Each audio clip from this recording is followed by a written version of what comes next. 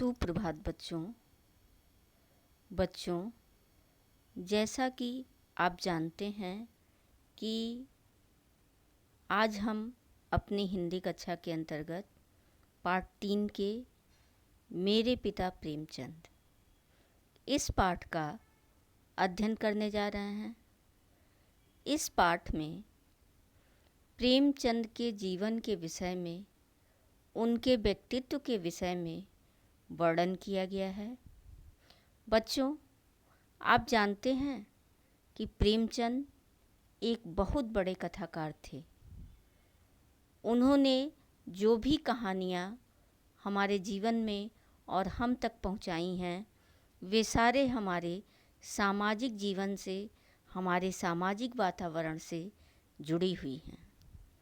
बच्चों, प्रेमचंद इतने महान लेखक होकर भी उनका जीवन जो था वह बहुत ही सादगी से भरा हुआ था और उनके पुत्र अमृत राय ने इस पाठ में मेरे पिता प्रेमचंद अपने पिता के जीवन के विषय में वर्णन किया है और उनके व्यक्तित्व के विषय में जानने का और हमें समझाने का प्रयास किया है।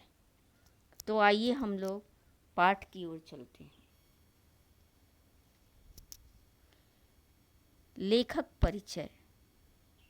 बच्चों, पहले इस पाठ के विषय में जानने से पहले हमारे लिए ज़रूरी है कि जिन्होंने इतने महान कथाकार से हमारा परिचय करवाया, उस लेखक के जीवन में उनका जन्म कब हुआ, उन्होंने कौन कौन सी रचनाएं लिखीं, उसके विषय में जानना महत्वपूर्ण है। तो बच्चों, आइए देखते हैं लेखक परिचय। प्रेमचंद के पुत्र व ख्याति प्राप्त कहानीकार व उपन्यासकार अमृत राय का जन्म सन 1921 ईस्वी में वाराणसी, उत्तर प्रदेश में हुआ। अमृत राय को अनुवादक और जीवनीकार के रूप में भी पहचान मिली। प्रेमचंद की जीवनी कलम का सिपाही के लिए उन्हें साहित्य अकादमी पुरस्कार से सम्मानित किया गया। उनका अंग्रेजी, बांग्ला और हिंदी पर समान अधिकार था। उनकी प्रमुख कृतियां हैं सुबह का रंग, लाल धरती, अग्निशिखा, नागफनी का देश, गीली मिट्टी, कटघरे, सहचिंतन, भटियाली, सारंग आदि। उन्होंने हंस और नई कहानी हिंदी पत्रिकाओं का संपादन भी कुशलतापूर्वक किया। 14 अगस्त 1996 ईस्वी को उनका निधन हो गया। तो बच्चों, इस प्रकार से हमने प्रेमचंद के पुत्र अमृत राय के विषय में, उनके जीवन के विषय में जाना। आइए अब हम पाठ की ओर चलते हैं। पाठ 3, मेरे पिता प्रेमचंद। एक पिता पुत्र का केवल पालन करता ही नहीं, उसका मित्र और गुरु भी होता है। पिता का जीवन और आदर्श पुत्र के हृदय को प्रेम और स्पर्धा से भर देते हैं। प्रस्तुत पाठ में लेखक ने कलम के सिपाही अपने पिता श्री प्रेमचंद का एक सहज शब्द चित्र प्रस्तुत करते हुए उनसे अपने संबंधों का जिक्र किया है। तो आइए हम लोग पाठ की ओर चलते हैं। बच्चों, अमृत राय का मानना है कि एक पिता पुत्र का केवल पालन पोषण ही नहीं करता है, बल्कि उसका एक सच्चा मित्र भी होता है और उसको शिक्षा देने वाला शिक्षक भी होता है, गुरु भी होता है। और पिता का जीवन और आदर्श यदि समझने और सोचने लायक है तो पुत्र के हृदय को प्रेम और श्रद्धा से भर देता है। जैसा कि अमृत राय अपने पिता के विषय में कहते हैं कि प्रेमचंद बहुत सीधे साधे, बेलौस, मोहब्बती आदमी थे। जो भी लोग उनके संपर्क में आए उनको प्रेमचंद का यही रूप देखने को मिला होगा। घर में भी उनका यही रूप था। घर के बाहर और घर के भीतर, अपने बाहर और अपने भीतर, कहीं भी उनमें कोई दुरंगापन नहीं था। सब जगह वह रूप एक था, झील के नीले पानी की तरह साफ, पारदर्शक। यही उस आदमी की सबसे बड़ी महानता थी कि वह किसी तरह महान नहीं था, न कपड़े लत्ते में, न तौर तरीके में, न बोलचाल में, न रहन सहन में। हर तरह से वह आदमी एक साधारण निम्न मध्यम वर्ग का आदमी था, बाल बच्चेदार गृहस्थ, बाल बच्चों में रमा हुआ। तो बच्चों, जैसा कि अमृत राय ने जिक्र किया है कि प्रेमचंद बच्चों, बेलौस का अर्थ होता है खरा, किसी का लिहाज न करने वाला। कहने का अर्थ यह है कि वह सभी के साथ समान रूप से, समान ढंग से व्यवहार करते थे। पारदर्शक, पारदर्शक का अर्थ होता है जिसके आर पार देखा जा सके। रमा हुआ, रमा हुआ का अर्थ होता है पूरी तरह मिला हुआ या डूबा हुआ। तो बच्चों, जैसा कि आपने यह एक पैराग्राफ पढ़ा तो उसमें प्रेमचंद का जो जीवन है वह आपके सामने है कि वो बहुत ही, वह चाहे वह कोई भी व्यक्ति हो, सभी के साथ समानता का व्यवहार करते थे और सभी के साथ बहुत ही प्रेम के साथ, आदर के साथ मिलते जुलते थे। वह जिस प्रकार से अपने घर के अंदर रहते थे उसी प्रकार से घर के बाहर के लोगों के साथ भी उनका व्यवहार होता था। उनके अंदर बहुत अधिक दिखावा नहीं था, इसलिए वह अपने पहनावे ओढ़ावे पे अधिक ध्यान नहीं देते थे और एक मध्यम वर्ग का इंसान जिस प्रकार से जीवन जीता है उसी प्रकार से वह भी अपने परिवार के लोगों के साथ रहते थे। आगे आइए देखते हैं कि उनका हुलिया कैसा था, उनका रूप रंग कैसा था। क्या तो उनका हुलिया था, घुटनों से जरा ही नीचे तक पहुंचने वाली धोती, उसके ऊपर गाढ़े का कुर्ता और पैर में जूता, यानी कुल मिलाकर आप उसे देहाती ही कहते, जिसे कपड़ा पहनने की भी तमीज़ नहीं, जिसे यह भी नहीं मालूम कि धोती कुर्ते पर चप्पल पहनी जाती है या पंप।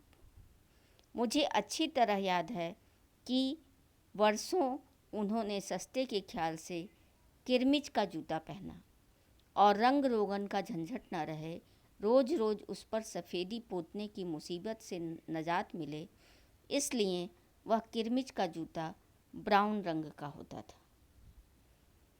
मुझे उनके दोनों पैरों की कानी उंगली की अच्छी तरह याद है जो जूते को चीरकर बाहर निकली रहती थी।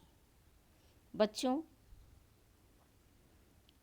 गाढ़े, गाढ़े का कुर्ता अर्थात हाथ से काटे गए सूत से बुना हुआ मोटा सूती कपड़ा, जैसा कि खादी का वस्त्र होता है उस तरह के कपड़े का वे कुर्ता पहनते थे और पैरों में जूता। एक प्रकार का जूता होता है जिसका नाम होता है पंप, तो उसी प्रकार का वह जूता पहनते थे। और किरमिच, किरमिच कहते हैं कैनवस को, और रंग रोगन की झंझट ना रहे, और किरमिच का जूता वो इसलिए पहनते थे ताकि सफ़ेदी पोतने की मुसीबत से नजात मिले। तो नजात का अर्थ होता है छुटकारा। तो अमृत राय कहते हैं कि अपने पिता के रंग रूप को बताते हुए कहते हैं कि वह धोती पहनते थे और जो कि उनके घुटनों से जरा सी नीचे आती थी, और खादी का कुर्ता और जूता कैनवास का, जिस पे बार बार सफ़ेदी, उसको पॉलिश करने की ज़रूरत ना पड़े, और उन्हें यह भी नहीं मालूम था कि धोती कुर्ते पे चप्पल पहनी जाती है या जूता। फिर वह वर्णन करते हैं कि मुझे उनके दोनों पैरों की कानी उंगली की अच्छी तरह याद है, जो जूते को चीरकर बाहर निकली रहती थी। सादगी इससे आगे नहीं जा सकती। उनके कहने का अर्थ यह है कि प्रेमचंद कभी कभी जो जूते पहनते थे तो वो जूते फट जाते थे और उनकी दोनों कानी अंगुलियां जूते के बाहर आ जाती थीं। फिर भी उस पर वह ध्यान नहीं देते थे और कहते हैं कि सादगी इससे अधिक आगे नहीं जा सकती है। मतलब इतना साधारण जीवन और किसी का उनके देखने के अनुसार नहीं हो सकता। अपने ऊपर कम से कम खर्च, यह उनकी ज़िंदगी का साधारण नियम था। घर के बाकी लोग भी कोई मखमल नहीं पहनते थे, मगर उनसे सभी अच्छे थे। यूँ तो खैर कभी इतने पैसे ही नहीं हुए कि कोई बड़ी ऐशो इशरत से रहता, और मसल भी मशहूर है कि खुदा गंजे को नाखून नहीं देता। लेकिन जहाँ तक मैं समझता हूँ, उस आदमी को ऐशो इशरत की भूख या हवस भी नहीं थी। बच्चों, ऐशो इशरत का अर्थ होता है सुख चैन या सुख सुविधापूर्ण जीवन। मसल का अर्थ होता है लोकोक्ति। कानी उंगली अर्थात उनके पैरों की जो छोटी उंगली, जो पैर की छोटी उंगली होती है, उसे कानी उंगली कहते हैं।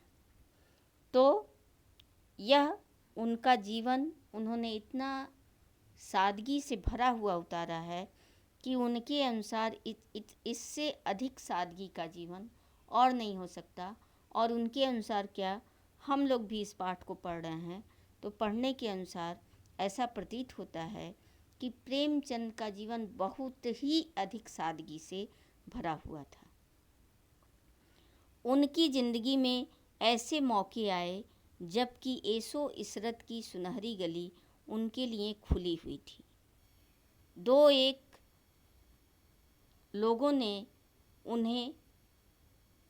दो एक राजाओं ने भी उनको अपने यहाँ बुलाकर रखना चाहा और कद्रदानी के ख्याल से ही ऐसा किया, मगर वह राह प्रेमचंद की नहीं थी। उनके पुत्र अमृत राय कहते हैं कि ऐसा नहीं था कि उनका जीवन सादगीपूर्ण था तो उनके जीवन में कोई सुख सुविधा की राह नहीं थी। उन्हें बहुत से राजाओं ने आग्रह किया और इतने बड़े लेखक को अपने राज्य में स्थान देना चाहा, लेकिन वह प्रेमचंद को पसंद नहीं आया। उनके लिए खुली हवा का राजमार्ग ही बेहतर था, जहाँ वे एक बड़ के तले कुएं के पास आराम से अपनी ज़िंदगी गुजार सकते थे। बट वृक्ष होता है जो कि पूरी खुली हवा देता है और छाया देता है, तो उन्हें वही जीवन पसंद था जिसमें किसी की रोक टोक ना हो। वहाँ खुली हवा तो है, ताज़ा ठंडा मीठा पानी तो है, नीला आसमान तो दिखाई देता है, राह चलते किसी आदमी का गीत तो सुनाई दे जाता है, आदमी के दुख दर्द की तो एक आध बात कर लेता है। सोने की उस माया नगरी बम्बई में तो यह सब कुछ भी नहीं। वहाँ तो इंसानियत भी नहीं। वहाँ तो आदमी को रौंद कर आगे बढ़ता है। वहाँ कहाँ ठंडा पानी और कहाँ ताज़ी हवा। फिर उन्होंने बताया कि कुछ राजाओं ने भी उन्हें अपने राज्य में रखना चाहा। इसके अतिरिक्त वह बम्बई भी जाने को सोच उनके पास था कि वो बम्बई जा सकते हैं, लेकिन उन्हें लगा, प्रेमचंद को ऐसा लगता था कि न तो बम्बई में खुली हवा मिलेगी, न ही वट वृक्ष मिलेगा और न ही ताज़ा ठंडा पानी होगा। और वहाँ बम्बई के लोगों के विषय में प्रेमचंद की यह धारणा थी कि वहाँ कोई व्यक्ति किसी का दुख दर्द नहीं समझता है और वहाँ के लोगों में इंसानियत नहीं है। वहाँ एक आदमी दूसरे आदमी को ऊंचा करके सबको दबाते हुए आगे बढ़ना चाहता है। तो इसलिए प्रेमचंद ने बम्बई जाने का ख्याल ही छोड़ दिया था। यह उनके दिमाग से हट गया था। लिहाजा शुरू से ही उन्होंने उस माया नगरी की गलियां झांकने का ख्याल ही छोड़ दिया, जैसा कि उनके मन में धारणा थी कि वहाँ के लोगों में इंसानियत नहीं होती है, और किसी क्षणिक आवेश में आकर नहीं, जीवन के एक संयत, गंभीर, सौम्य, दृढ़ निश्चय के रूप में।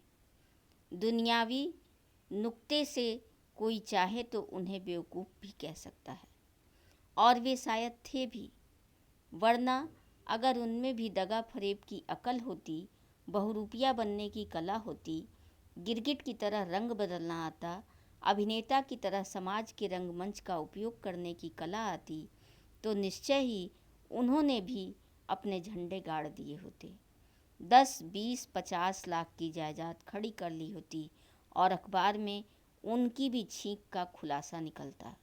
लिहाजा इसमें क्या शक कि वह बेवकूफ़ तो थे ही। जो दुनिया में दुनिया वालों की तरह रहना उन्होंने नहीं सीखा, अपनी आदर्शवादी सपनों की दुनिया में रहते रहे, जिंदगी भर पैसे की तंगी के शिकार रहे, और मरते वक्त अपना इलाज भी ढंग से नहीं करवा सके। बच्चों, दगा फरेब का अर्थ होता है धोखाधड़ी, और यह जो अभी आपने पंक्तियाँ पढ़ी, तो इसमें इसके अनुसार बहुत से लेखकों ने प्रेमचंद को बेवकूफ़ कहा है। उनके सीधेपन के कारण, उनके रहन सहन के कारण कुछ लोग उन्हें बेवकूफ़ भी कहते थे। तो जैसा कि उनके पुत्र ने लिखा है कि अगर उन्हें भी दुनियादारी आती, वह भी झूठ बोलते, तरह तरह के किसी से कुछ कहते, किसी से कुछ कहते, ऐसा व्यवहार करते, तो वह भी बहुत बड़े आदमी हो जाते, और जैसे बड़े बड़े आदमियों के छोटी छोटी बातों के जिक्र टीवी पे, न्यूज़ चैनल पे, समाचार में, पत्र पत्रिकाओं में निकलते रहते हैं, उसी तरह से उनके भी जिक्र हुआ करते, ऐसा लेखक का मानना है। लेकिन क्या हम और आप नहीं जानते हैं कि प्रेमचंद बहुत बड़े लेखक थे, और उनकी कहानियाँ हमारे मन को छू लेती हैं? तो यह तो कहने वाली बात हुई। आइए आगे देखते हैं कि अमृत राय ने अपने पिता का जिक्र किया है, जो कि दोस्त के समान अपने पुत्र के साथ भी व्यवहार करते थे। शुरू से ही उन्होंने हम लोगों के संग दोस्त का सा बर्ताव किया। मैं अपनी बात कहता हूँ, वह मेरे सबसे प्यारे दोस्त थे। मुझे याद ही नहीं आता कि उन्होंने कभी किसी बात पर एक भी कड़ा शब्द मुझे कहा हो। मारने का तो खैर जिक्र ही बेकार है। यहाँ तक कि पढ़ने के लिए भी उन्होंने कभी एक बात भी नहीं कही। हाँ, अगर इस सिलसिले की कोई बात मुझे याद है तो यही कि एक बार जब मैं छुट्टी का पूरा दिन गुल्ली डंडे में गंवाकर शाम को कमरे में बैठा भूगोल का होमवर्क कर रहा था, जो कि अगले रोज़ मास्टर साहब को दिखलाना था, तो उन्होंने डांट कर मुझे कमरे से बाहर किया था और कहा था, जाओ खेलने कूदने के लिए, शाम को कभी घर में मत रहा करो। प्रेमचंद का मानना था कि बच्चों के लिए जितनी पढ़ाई ज़रूरी है, उतना ही उनका व्यवहारिक ज्ञान भी ज़रूरी है। उनका शारीरिक बल बढ़ाने के लिए वो खेलने कूदने में विश्वास करते थे, और उनका मानना था कि शाम के समय खेलने अवश्य जाना चाहिए। इसलिए लेखक को वह बात याद है कि मुझे पिताजी ने डांटकर और बाहर भेजा था, और जैसा कि आपने इन पंक्तियों को पढ़ा, उससे आपको ऐसा महसूस हुआ होगा कि वह अमृत राय का मानना है कि उनके पिताजी ही उनके सबसे अच्छे मित्र थे, और इसलिए उन्हें अपने पिता का हमेशा ध्यान रहता था। वह खाने के लिए 10-10 बजे रात तक इंतज़ार करते रहते थे कि जब पिताजी आएंगे तभी हम खाना खाएंगे। यह सही बात है कि हम उन्हें अपनी बराबरी का और अपना सबसे बड़ा दोस्त समझते थे, सबसे प्यारा दोस्त। मुझको अच्छी तरह याद है कि हम लोग पिता के संग खाना खाने के लिए ललकते थे और किसी भी दिन उनके बगैर नहीं खाते थे। सुबह को तो खैर खाना खाकर स्कूल भागना रहता था, मगर रात के खाने के लिए तो हम लोग 10-10 बजे रात तक उनका इंतज़ार करते थे। नींद से आंखें झपी जाती थीं, कभी कभी तो सो भी जाते थे, मगर तब भी उनके संग खाना खाने का लोभ संवरण न कर पाते थे। यह बात देखने में छोटी मालूम पड़ती है, मगर इतनी छोटी नहीं है। बाप बेटे में इतनी सहज गहरी मैत्री बराबर के दोस्त की दोस्ती जैसी कम ही देखने में आती है। हर छोटी बड़ी बात में यही मैत्री दिखाई देती है। बच्चों, संवरण का अर्थ होता है छिपाना या रोकना। ललकना का अर्थ होता है ललचाना या उमंग से भर जाना। तो बच्चों, जैसा कि आपने इसके पहले वाले पैरे में पढ़ा कि वह बच्चों को खेलने के लिए जोर देते थे, पढ़ाई के साथ साथ व्यवहारिक ज्ञान भी उनके दृष्टि में ज़रूरी था। और इसमें आपने देखा कि लेखक जैसे उसका मानना है कि जिस पिता से बहुत से बच्चे अपनी छोटी छोटी बातों को छिपाते हैं, लेकिन उन्हें लगता था कि हम लोग नींद से झपे जाते थे, हम लोग की आंखें बंद हो जाती थी, फिर भी हम लोग पिता का इंतज़ार करते थे साथ में खाना खाने के लिए। इस बात से, इस पंक्ति से पता चलता है कि उन लोगों के बीच पिता और पुत्र का गहरा संबंध होते हुए भी एक मित्र का व्यवहार दोनों के बीच दिखाई देता है। मुझे याद आता है, सन 35 के दिनों की बात है। मैंने तब 1.5 साल पहले से लिखना शुरू किया था।